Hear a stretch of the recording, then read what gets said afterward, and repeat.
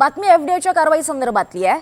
अकोला जिल्ह्यातल्या तेल्हारा शहरात अन्न आणि औषध प्रशासन अर्थात एफडीए विभागानं मोठी कारवाई केली आहे। प्रतिबंधित गुटख्याचा साठा हा जप्त केला आणि या कारवाईमध्ये तब्बल 4,84,000 रुपये किमतीचा प्रतिबंधित गुटखा जप्त करण्यात आलेला आहे। गुटख्याच्या वाहतुकीसाठी वापरण्यात आलेलं मॅक्सिमो वाहन सुद्धा ताब्यात घेण्यात आलंय। या कारवाई दरम्यान एका संशयित आरोपीला ताब्यात घेण्यात आलाय। मोठ्या प्रमाणात गुटखा जप्त झालाय, त्यामुळे तेल्हारा परिसरात खळबळ उडाली आहे। कार्यक्षेत्रात कारवाई करण्यात आली।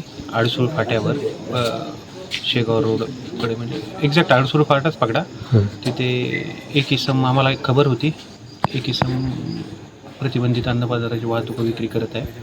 त्या अनुषंगाने आम्ही आमच्या पथकाने कारवाई केली। यात विमल वाह V1 टोबॅको, सुगंधित तंबाखू, पानबहार पान मसाला व वाहतुकीत वापरण्यात आलेली गाडी महिंद्रा मॅक्सिमो, असं एकूण साठा 4,84,000 रुपयाचा आहे।